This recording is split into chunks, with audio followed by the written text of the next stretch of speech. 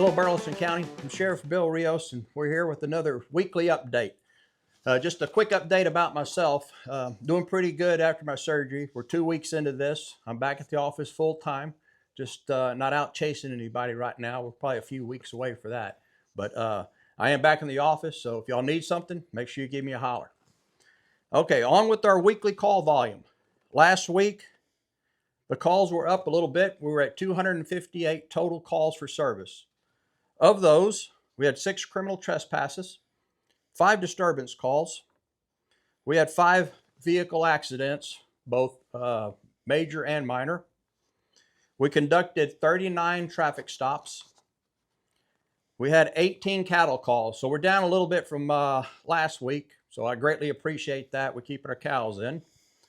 We had 52 closed patrols. As I say, that's your patrol deputies out there making sure everything is good, checking on people's properties and businesses. We did 9 welfare concerns. There again, checking on our citizens out there. We served 3 warrants. We made a total of 8 arrests last week. With those arrests, we filed 4 misdemeanor charges and 4 felony charges. Like I always say, your deputies are out there, they're working hard. We'd appreciate, you see one of them, give them a thank you. They'd appreciate it too.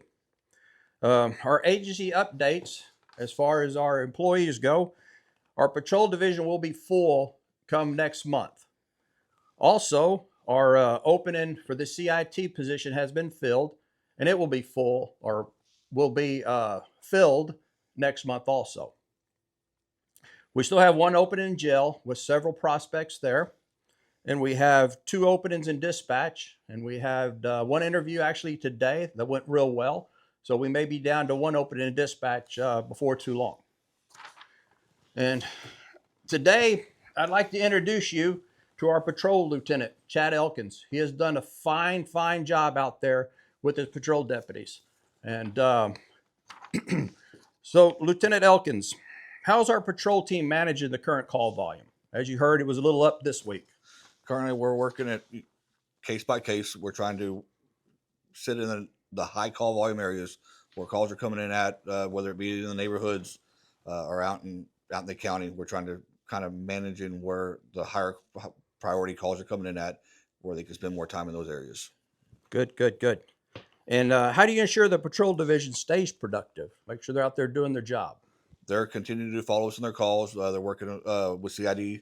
Doing follow-ups on their calls, trying to be more proactive and doing the best they can with us having such a low, not as many manpower on the streets right now. Yeah. As far as having a low deputies. Yeah, I understand that. Yeah, we're 677 square miles, and sometimes I know there's only maybe a couple deputies, sometimes 1 deputy if a deputy is off covering that whole area. But, 1 or 2 deputies, it makes it tough. It does, but I think y'all are doing a great job.